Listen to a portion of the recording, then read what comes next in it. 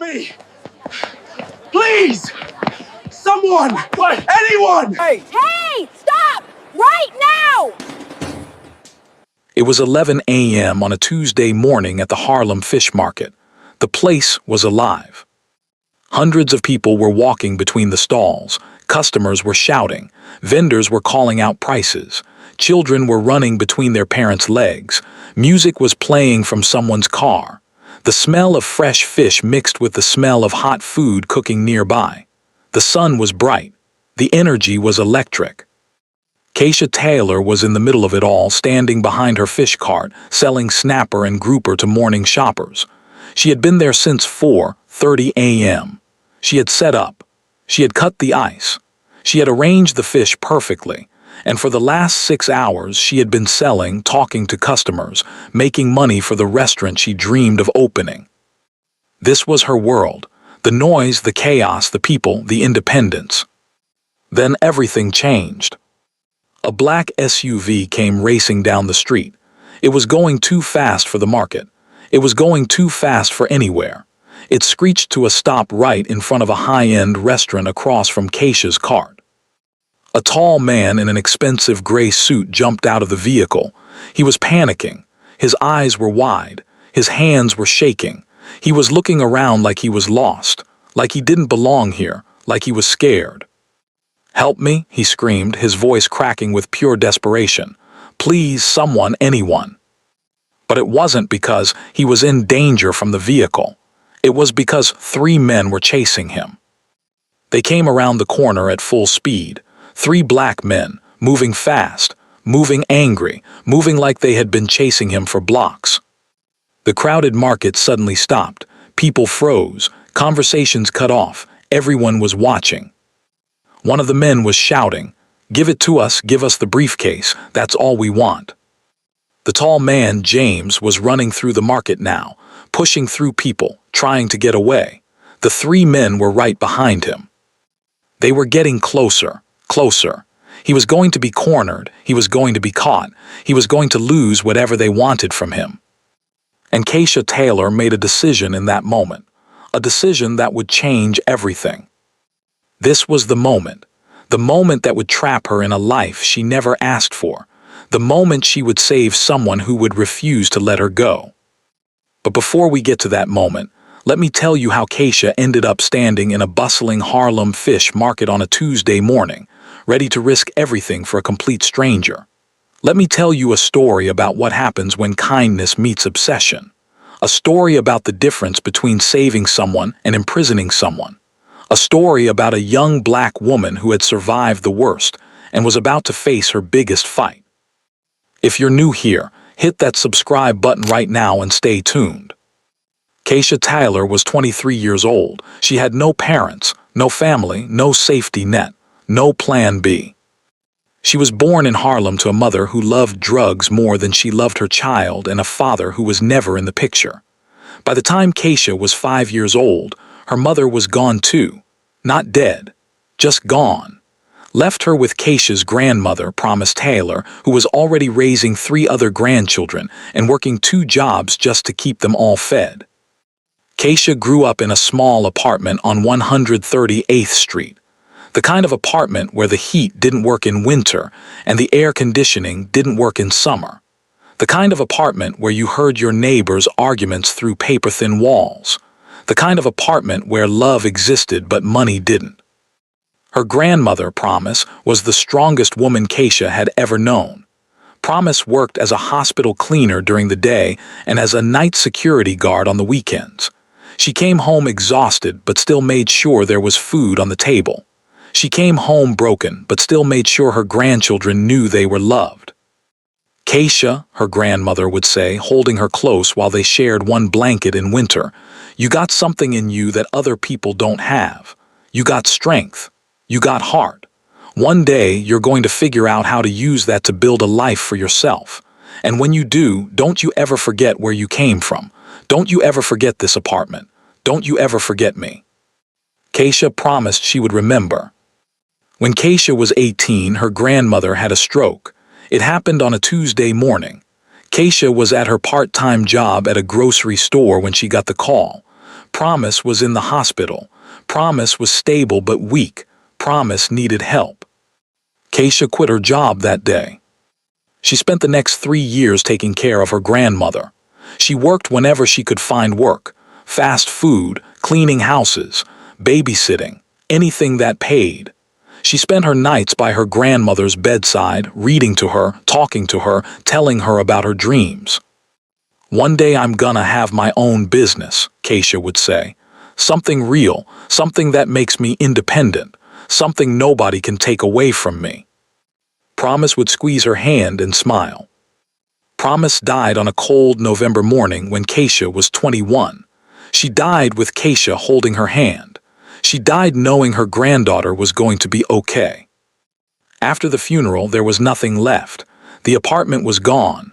The money was gone. Keisha had no place to go. She slept in a homeless shelter for 2 weeks before she decided she was done depending on other people. She got a job at a fish market in the South Bronx. She worked for a man named Ricardo who had owned that market for 30 years. He was kind to her. He paid her cash under the table because he didn't ask questions.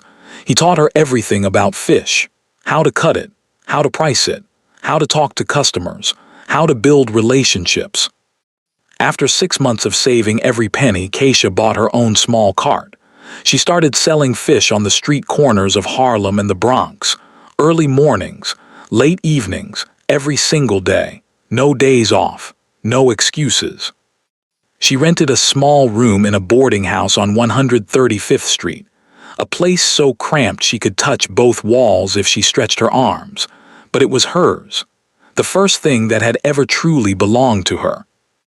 Her life wasn't much, but it was honest, it was independent, it was real. On the morning that everything changed, Keisha had been selling fish for almost 2 years. She had saved $4,200 in a bank account under her name. She had a plan. In 2 more years, she would have enough to open a small fish restaurant, something with her name on it, something that would make her grandmother proud. She was standing in front of her cart in the middle of the bustling Harlem fish market, surrounded by hundreds of people, when the man in the expensive gray suit came running through the crowd with 3 angry men chasing him. The man in the torn gray suit was named James Peterson. James Peterson was 38 years old. He was worth $3 billion. He owned 3 tech companies. He sat on the board of 5 others. He had an apartment in Manhattan, a house in the Hamptons, and a condo in Miami. He had everything a person could possibly want. He had nothing a person actually needed. James grew up in Westchester County in a house with 12 rooms. His father was a venture capitalist who worked 16-hour days. His mother was a socialite who spent her days at the country club. He had every toy, every experience, every opportunity. What he didn't have was love. What he didn't have was presence. What he didn't have was a parent who actually knew him. At 14, James asked his father if they could go fishing together, just the 2 of them. One day, his father said he was too busy building an empire. James never asked again. At 25, James built his first company. He made $50 million. He called his father to tell him the news. His father said, "That's nice, son. I'm on a call with Tokyo. We'll celebrate when I get home." His father never made it home. He had a heart attack on the bathroom floor of his office. James went to the funeral. He went back to work. He kept building. He kept expanding. He kept telling himself that money was the only thing that mattered, that love was a waste of time, that relationships were transactions. By 38, he had proven his theory. He had dated many women. He had loved none of them. He had invested in hundreds of companies. He cared about none of them. He had built an empire but had built nothing that actually filled the empty space inside his chest. That Tuesday morning, on 125th Street in Harlem, James Peterson was about to understand what it meant to be completely helpless. He had come to meet with an investor, a man named Marcus Washington. Marcus had a tech startup that James wanted to buy. The price was $3 million in cash. James had brought the money in a briefcase, because some deals are done in cash. No records, No paper trail, just money face to face, businessman to businessman. After the meeting ended at Marcus's office building, James had gotten in his driver's car to head back to his penthouse. But his driver had gotten a call about a family emergency. His sister was in an accident. She needed him, so James told him to go. "I'll take an Uber," James said, "or I'll drive myself." His driver left him the car. James had never driven himself anywhere in 5 years. He had no idea where he was going. His GPS was broken. He turned down what he thought was the right street. It wasn't. He was lost, completely lost, with $3 million in a briefcase sitting on the passenger seat. He didn't see the 3 men following him until they pulled him out of his car 3 blocks away. They had seen him get in the vehicle. They had seen the briefcase. They had been waiting for an opportunity. And now they were chasing him through the Harlem fish market because he had run when they approached him. He was panicking. He was running. He had no idea what to do. The 3 men were catching up to him. They were pushing through the crowd. People were jumping out of the way. The energy of the market shifted from happy to terrified in seconds. James was about to be cornered. He was running toward Keisha's area of the market, toward the fish carts, toward the crowds. And that's when Keisha saw him clearly. She saw the fear in his eyes. She saw the 3 men chasing him. She saw a person who needed help. Without thinking, without hesitation, without considering her own safety, she did what she had always done. She helped. "Hey," Keisha screamed. Her voice was loud, louder than the music, louder than the market noise. "Hey, stop right now." The 3 men paused for just a second. People around Keisha turned to look at her. "Police are coming," she shouted, pointing down the street. "I called them. They're already coming." She didn't have a phone in her hand, but she pointed like she was signaling someone. She made eye contact with people around her. She created urgency. She created the impression that help was already on the way. The 3 men looked at each other. They looked down the street. They didn't see a police car, but they weren't sure. They weren't certain, and that doubt was all Keisha needed. She moved fast then. She stepped toward them. She made herself bigger. She moved in front of James, positioning herself between him and the men. "You need to leave," she said, her voice calm but firm. "Right now, before the police get here, leave the man alone and go. That's your only option." The market was completely silent now. Everyone was watching. Everyone was seeing this young black woman stand up to 3 grown men to protect a complete stranger. One of the men took a step back. "This isn't over," he said, but he was already turning to leave. The other 2 followed. Within seconds they were gone, disappearing into the crowd, disappearing into the city. Keisha stood there, her hands shaking, her heart beating so hard she thought it would jump out of her chest. The market slowly started to come back to life. People went back to shopping. Music played again. The moment had passed. She turned around to look at James. He was standing there, briefcase still in his hand, looking at Keisha like she was the most incredible person he had ever seen. "You saved my life," he said. His voice was shaking. His eyes were full of tears. "You actually saved my life. With nothing, you had nothing, no weapon, no help, and you still saved me." "You okay?" Keisha asked, being practical. She was looking him over to see if he was hurt. "I'm okay," James said, "because of you." He looked around at the market, at all the people, at the bustling activity that had immediately surrounded them again. "I can't thank you enough," he said. "Tell me what you want, money, a job, anything. I can give you anything." Keisha shook her head. She turned back to her fish cart. She started arranging the ice that had melted during all the excitement. "I don't want anything from you," she said. "Why would you help me then?" James asked. He looked confused. In his world, everyone wanted something. Everyone was transactional. "Because you needed help," Keisha said simply. "That's the only reason. That's enough." James Peterson stood in the middle of the bustling Harlem fish market and watched this young woman go back to selling fish like she hadn't just changed his entire life. And he couldn't stop thinking about her. If you've ever been the kind of person who helps people even when you don't have much to give, you know what Keisha felt in that moment. Comment below and tell me about a time you helped someone even though it scared you. I'm reading every single comment because your story matters. Let's continue the story because what happens next is going to blow your mind. James didn't leave the market. He stood there for another hour watching Keisha work. She was incredible to watch. She was quick. She was kind to customers. She knew every person who came to her cart by name. She remembered what fish they liked. She threw in extra for people who looked like they didn't have much money.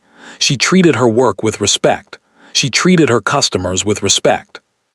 She was nothing like anyone he had ever met. When the market started closing at 5 p.m., James finally approached her. "Can I take you to dinner?" he asked. Keisha looked at him suspiciously. She had learned to be careful. She had learned that people with money often wanted things. She had learned that kindness from rich people usually came with a price tag. "I'm tired," she said. "I'm going home." "Tomorrow then," James said. "Let me take you to dinner tomorrow night, please. It's the least I can do." Keisha thought about it.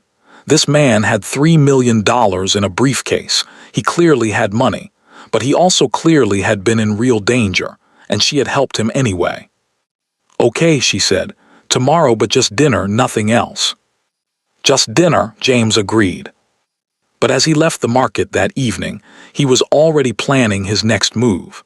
He was already thinking about how to convince her to let him help her. He was already becoming obsessed. The next evening, he picked her up in a town car.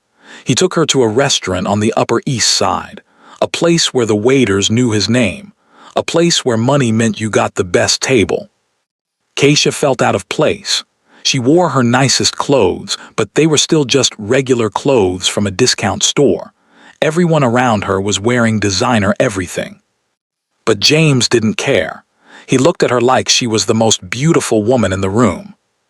"I want to help you," he said over dinner. "I want to give you opportunities. I want to change your life." "My life doesn't need changing," Keisha said. "I'm doing fine." "You're selling fish from a cart," James said. "You could be doing so much more." "I like selling fish from a cart," Keisha said. "I built that myself. Nobody gave it to me. I earned it." James leaned back. He was thinking, he was planning. "Come stay with me," he said. "For a month, just 1 month. Let me show you what's possible. If you hate it after a month, you can go back to your cart." Keisha should have said no. Every instinct told her to say no. But she was tired. She was tired of being cold. She was tired of being broke. She was tired of struggling. 1 month, she said, just 1 month. It was the biggest mistake of her life, but she didn't know that yet. If you can see this coming, if you can already tell this man is dangerous, drop a comment below with red flag. Because I'm about to show you what happens when gratitude turns into control, when love becomes possession. Keisha packed one small bag. Everything she owned fit inside. She left a message for her landlord. She left her fish cart in the shop of a man she trusted. She walked away from the only independence she had ever built. And as she got into James Peterson's black SUV, she didn't know that this decision would cost her more than she could possibly imagine. She didn't know that the man sitting next to her was about to turn his gratitude into chains. She didn't know that the only way out would be to walk away from someone she would learn to love. She didn't know that sometimes saving someone means you have to destroy yourself. But that's exactly what was about to happen. The penthouse was on the 42nd floor of a building on Park Avenue. It had been designed by someone who cost more money than Keisha had ever seen in her entire life. The floors were marble. The walls were white. The furniture was modern and expensive and uncomfortable. Everything about it was beautiful. Everything about it was cold. James showed her around on her first night. He walked her through 10 rooms. 10. Keisha's entire life had fit into one room that was smaller than this apartment's kitchen. "This is the master bedroom," James said, opening a door to a room the size of Keisha's old apartment. "You'll sleep here with me, if that's okay." It wasn't a question. They both knew it wasn't a question. And this, he continued, opening another door, is your closet. It was a room, an entire room. It was filled with clothes, expensive clothes, designer clothes, clothes that had never been worn, clothes that James had bought for her while she was still at the market. How did you? Keisha started. I watched you, James said. I watched everything about you. I know your style, I know what you like. I'm going to take care of everything. You don't have to worry about anything anymore, ever again. The first 3 days, Keisha was amazed. She took baths in the marble bathroom and cried because she'd never felt water that hot for that long. She ate food that a private chef prepared and couldn't believe how good it tasted. She slept on sheets with a thread count so high she didn't even know numbers went that high. James watched her experience all of these things like he was watching a child, like she was precious, like she was his. On the third night, he took her to a restaurant, an expensive one, a place where the waiters knew his name, a place where people recognized him and whispered as they walked past. He held her hand. He told people, this is Keisha, this is my Keisha, she saved my life. My Keisha. It felt nice to belong to something. That was the dangerous part. After a lifetime of belonging to nothing, the feeling of belonging to someone felt like home. By the fourth day, James started asking questions. Tell me about your ex-boyfriends, he said one morning over breakfast. They were sitting at a table big enough for 12 people, and it was just the two of them. I don't have any ex-boyfriends, Keisha said. I've never had time for relationships. I was working. I was selling fish. Good, James said, and he smiled. But it wasn't a happy smile. It was a possessive smile. It was the smile of a man who was glad that nobody else had ever touched the woman he decided belonged to him. Do you have friends? He asked the next morning. Yes, people from the market. Ricardo, the man who taught me the business. People from my boarding house. I think it would be better if you focused on me right now, James said. New relationships take time, real time, not divided time. You understand that, right? Keisha understood, but she didn't like it. She asked if she could call Ricardo. She wanted to tell him she was okay. She wanted to explain why she left her cart. James said yes, but he listened to the entire phone call. He stood right next to her while she talked. He made faces at her. He distracted her. He made sure she couldn't have a real conversation. When she hung up, he said, I don't think you should work anymore. What do you mean? Keisha asked. I mean you don't have to work. I have enough money for both of us. I have enough money for 10 of us. Why would you want to work when you could just be with me? Keisha thought about her plan, her restaurant, the business she was building with her own 2 hands, the independence she had worked so hard to create, the money sitting in the bank account. I want to save money, she said, for my restaurant. I'll buy you a restaurant, James said. I'll buy you 10 restaurants. I'll buy you anything you want. You just have to want to be with me. And that was the trap. That was how he caught her. Not with chains, with gifts, not with force, with kindness, not with cruelty, with love. How could she say no? How could she tell a man who loved her that his gifts weren't enough? How could she explain that what she wanted wasn't things, that what she wanted was herself? She couldn't. So she stopped calling Ricardo. She stopped texting the few friends she had in Harlem. She stopped thinking about the market. Instead, she stayed in the penthouse. She stayed with James. She became his, slowly, carefully, almost without noticing it was happening. She didn't go outside without James. When he went to work, she stayed in the apartment. She had a phone, but it was his phone. She could text people, but he saw every message. She could make calls, but he listened. If you need to call someone, he said, just ask me. I'll help you. I'm here to help you. But when she asked to call someone, he was always busy. Or the person she wanted to call was busy. Or there was a better time to call them. There was never a better time. There was never really a time at all. Do you remember when you were selling fish?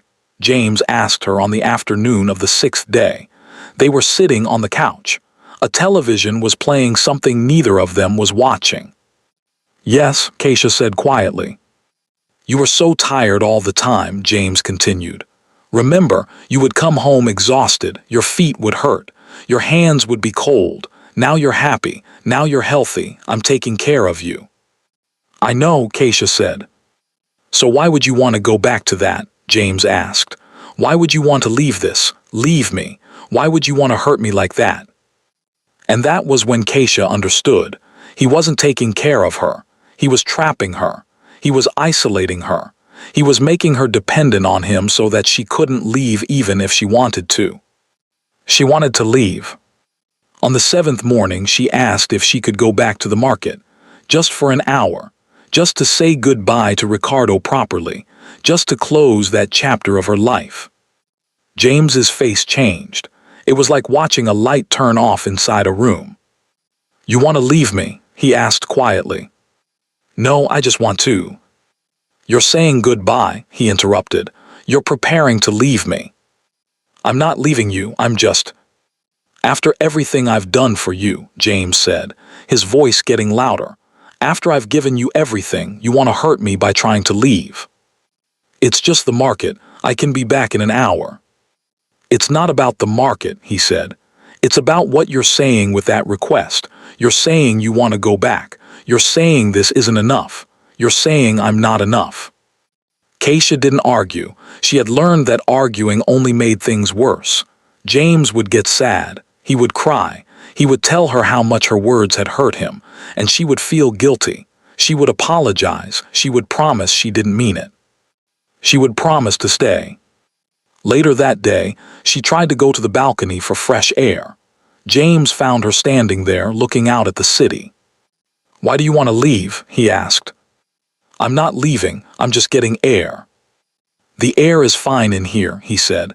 I have air purifiers, the best ones. You don't need to go out there. Out there is dangerous. Out there, people will try to take you away from me. He put his arm around her.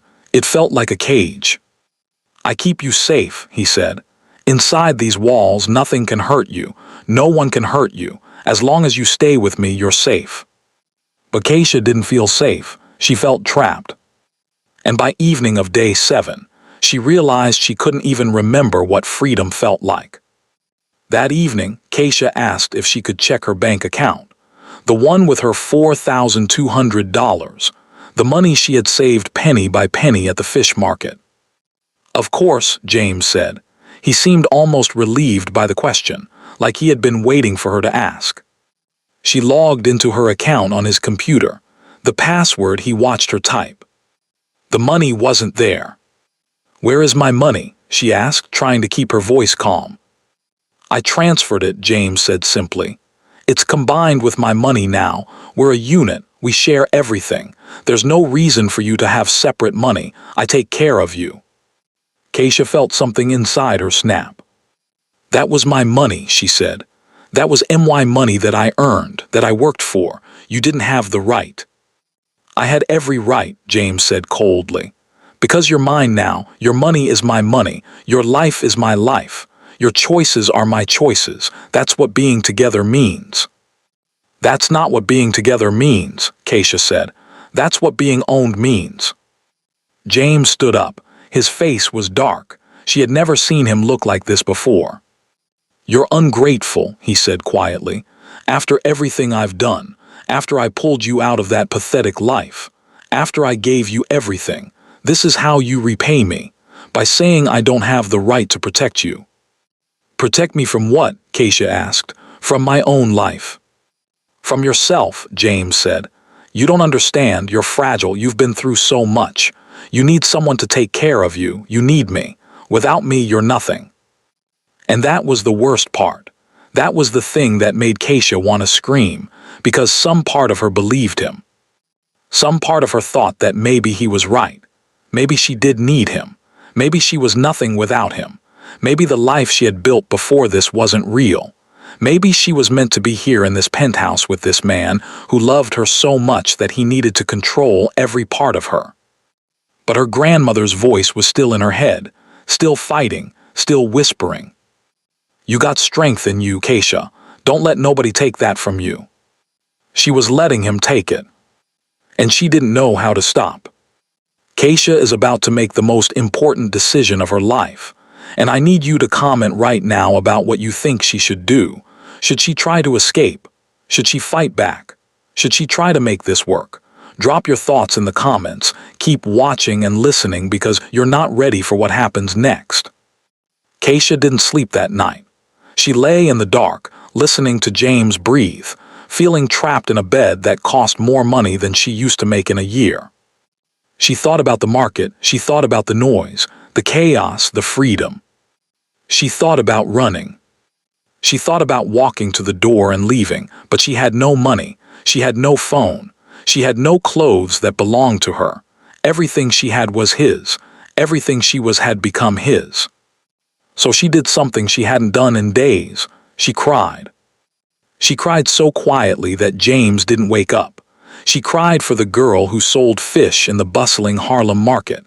She cried for the independence she had built and lost. She cried for the dream of a restaurant that would never happen. She cried for the person she had been before she saved James Peterson's life in a market full of people who were watching. When morning came on day 8, she made a decision. She couldn't leave. Not yet, not right now, but she would prepare. She would plan. She would find a way to get her power back. She would find a way to be herself again.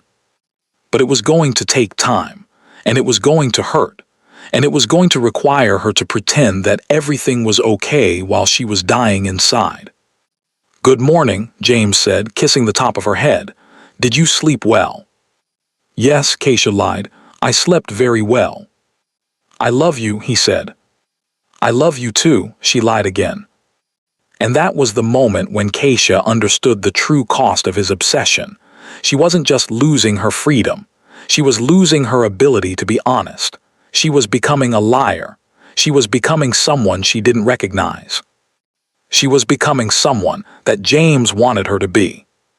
Outside the penthouse, the city continued on. Millions of people living their lives, making choices, building futures. But inside that 42nd floor apartment, Keisha Taylor was planning an escape that would cost her everything. The penthouse felt smaller every day, even though it was massive, even though it had more space than Keisha had ever imagined. It felt like the walls were closing in. She had become a beautiful prisoner, a caged bird with expensive wings that she was no longer allowed to use. And that was the moment when Keisha understood the true cost of his obsession. She wasn't just losing her freedom. She was losing her ability to be honest. She was becoming a liar. She was becoming someone she didn't recognize. She was becoming someone that James wanted her to be.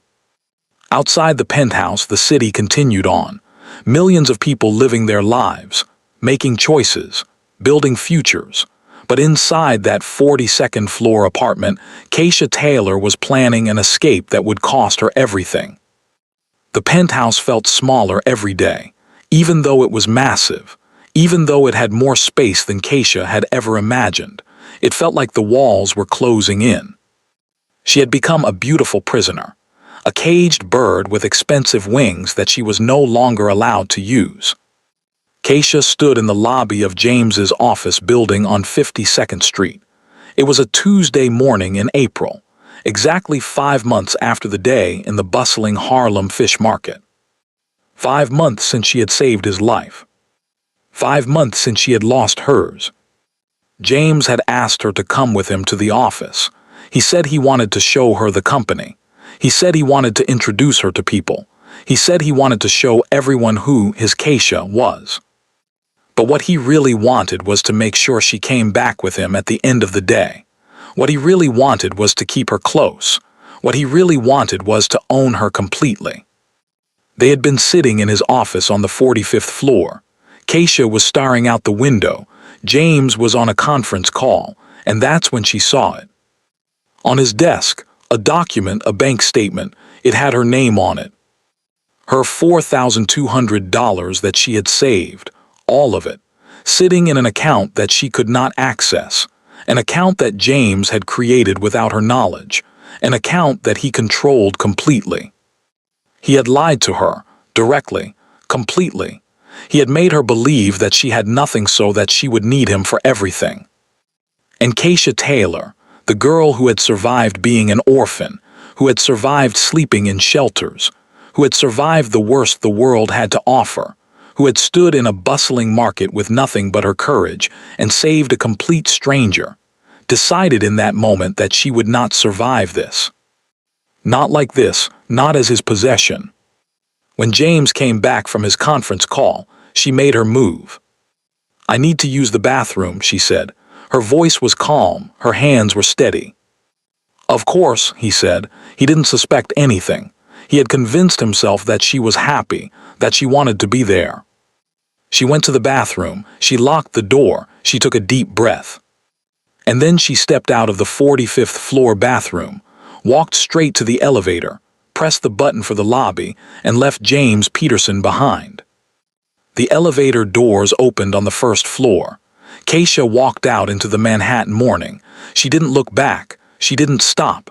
She didn't think about what she was doing. She just walked. For the first time in 5 months, Keisha Taylor was free. But freedom was not what she thought it would be. Keisha ran for 3 blocks before she stopped. She was breathing so hard she thought her lungs would explode. Her heart was beating so fast she couldn't count the beats. She was free. But free was terrifying. She had no money. The $4,200 was still in the account James controlled. She had no phone. Well, she had a phone, but it was on James's plan, and the second she tried to use it, he would know where she was. She had no place to go. Her old boarding house had probably rented out her room months ago. She had no clothes except the expensive ones he had bought her, and she was wearing them. She had no people to call because she had cut off every person in her life. She had built her entire life around James Peterson, and now that she was away from him, she realized that she didn't have a life. She had memories of a market and a dream of a restaurant and absolutely nothing else. For about 10 minutes, Keisha considered going back. James would forgive her. He always forgave her. He would be angry, sure, but he would forgive her. And at least in that penthouse, she had food and shelter and someone who claimed to love her. But then she thought about the bank statement. He had lied to her. He had made her feel powerless so that she would believe she needed him. She would not go back. She walked for hours. She found a homeless shelter on 116th Street that took walk-ins. She stayed there that night, sleeping on a cot with 20 other women. Some of them were running from abusive partners too. Some of them were just poor. Some of them were just lost. Nobody asked her questions. Nobody wanted to know her story. She was just another woman trying to figure out how to survive the next day. The next morning, Keisha realized that she had to be smart. She had to think like someone trying to survive, because she was someone trying to survive. She went to the fish market in Harlem, the place where it all started, the bustling market where she had been independent, the market where she had been herself. She found Ricardo closing up for the day. He hadn't seen her in 5 months. His face showed shock, then sadness, then something that looked like understanding. "Keisha," he said, "baby girl, where have you been?" She told him the truth, not all of it, but enough. "I got out," she said. "I'm out now, but I need help, I need a job, I need money, I need to get my life back." Ricardo didn't ask questions. He gave her work. He paid her in cash. He gave her a place to sleep in the storage room above his market, the same market where she had started, the same market where she had been free. For the next month, she worked 16-hour days. She sold fish like she had done before. She saved every penny. She rebuilt her bank account, penny by penny, dollar by dollar. She was back where she started, but she was different now. She understood now. She had been broken and was learning how to heal. And she waited. Because she knew James would come looking for her. Men like James don't accept rejection. They don't accept loss. They see it as a personal attack. She was right to wait. He found her at the fish market on a cold morning in May.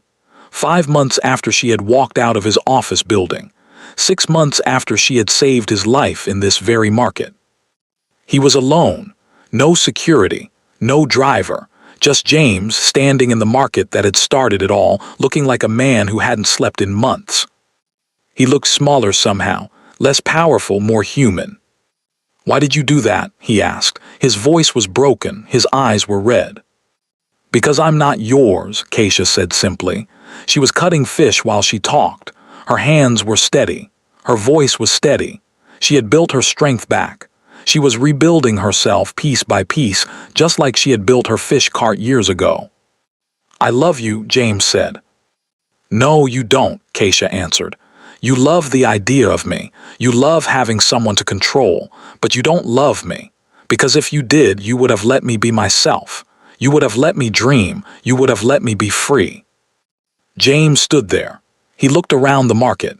He looked at Keisha, standing behind her cart, wearing her work clothes again, back to being the person he had tried to erase. "I'll change," he said.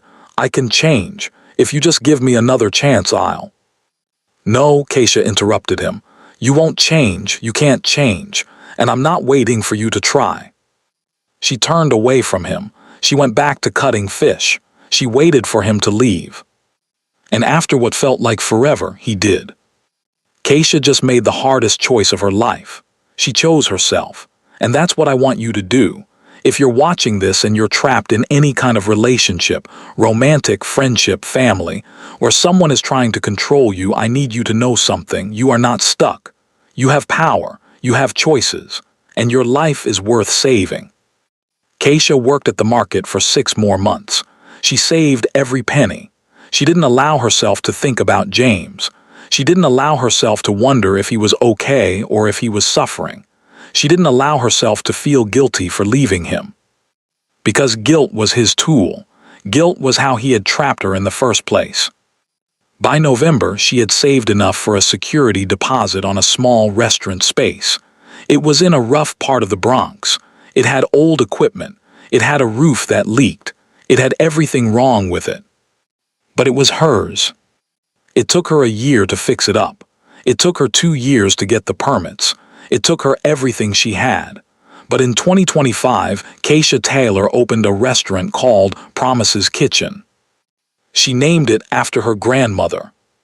The restaurant served the kind of food that her grandmother had taught her to make with love even when there was no money. It served the kind of food that tasted like home. It served the neighborhood. It served people who had nothing, just like Keisha had had nothing. Her story got around. A local news station did a story on her, from fish cart to restaurant owner. The story went semi-viral. People came from all over the city to eat at Promise's Kitchen. She was happy, not the kind of happy that James had promised her, not the kind where someone else was responsible for her joy, but the kind of happy that comes from building something with your own 2 hands, the kind that comes from being yourself. One evening, a young woman came into the restaurant. She was thin. She was alone. She was sitting in the corner, looking at the menu like she was trying to decide if she could afford to eat. Keisha recognized something in her eyes. She recognized the look of someone who was trapped. "What's your name?" Keisha asked, sitting down across from her. "Destiny," the woman said quietly. "Tell me your story, Destiny," Keisha said. And Destiny told her everything, about her boyfriend, about how he said he was protecting her, about how he had cut her off from everyone, about how she thought she was going crazy. Keisha listened. She didn't interrupt, she just listened. And when Destiny was done, Keisha said, "You're going to leave him, and when you do, I'm going to help you. Not because I owe you anything, because I've been where you are, and I know you can survive it." Keisha didn't just feed Destiny that night. She gave her a number for the National Domestic Violence Hotline. She gave her a place to stay. She gave her hope. And Destiny eventually left her boyfriend. From that moment on, Keisha made it her mission. Every person who came into Promise's Kitchen who was struggling, who was scared, who was trapped in a situation they couldn't escape, Keisha saw them. And Keisha helped them. She wasn't going to be the victim of this story anymore. She was going to be the hero. It was a Tuesday evening, exactly 2 years after she had escaped the penthouse. Keisha was closing up. She was counting the register. A man walked in. She didn't recognize him at first. He was thin, thinner than she remembered. His suit was wrinkled. His hair was growing out. He looked like he hadn't taken care of himself in a very long time. It was James. "Please don't kick me out," he said immediately. "I'm not here to hurt you. I'm not here to ask you to come back. I wanted to see what you built." Keisha almost kicked him out. She almost called the police. But something in his eyes told her that he was different. That whatever had happened to him in the time since she left had broken him in a way that maybe could heal him. "Sit," she said. He sat at a table by the window. She brought him food, fish, seasoned the way her grandmother had taught her, served with love. He ate silently. When he finished, he started crying.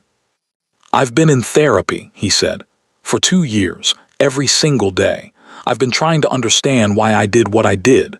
Why I thought that controlling you was the same as loving you. Why I thought that possession was the same as care."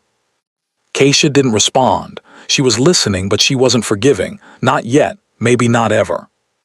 "I can't ask you to forgive me," James continued. "I can't ask you to take me back. I just wanted you to know that you were right about everything. You were right that I didn't love you. I was in love with the idea of you. I was in love with the fantasy of you. But the real you, the strong you, the independent you, the you that stood up to me in that market and left me in that penthouse, that you I should have loved all along." He paused. He looked at her restaurant. He looked at her face. He looked at everything she had built. "I'm proud of you," he said. "I know I don't have the right to say that, but I am. This is beautiful. You are beautiful. And I'm sorry it took me losing you to understand that." He looked at his empty plate. "I started a foundation," he said, "with my money, for women who have been in situations like the one I put you in. I called it Promises Foundation, after your grandmother. I would never have done that without losing you. I would never have understood how much damage I caused if you hadn't had the strength to walk away." Keisha sat down across from him. She wasn't ready to forgive him, but she was ready to listen. Keisha didn't forgive James that night. She didn't forgive him the next week. She didn't forgive him for several months. But she let him come back to the restaurant once a week. He would sit at the corner table. He would eat quietly. He would sometimes talk. Sometimes he wouldn't, but he was there. And over time, something changed. Keisha realized that forgiving James wasn't about letting him back into her life. It was about releasing the anger that was taking up space inside her. It was about understanding that he was broken too, that he was trying to heal too. One evening, about a year after he first showed up, James said something that changed everything. "I'm moving out of the penthouse," he said. "I sold it. I'm using the money to expand the foundation. We've helped over 500 women now. 500 women who were in situations like the one you were in.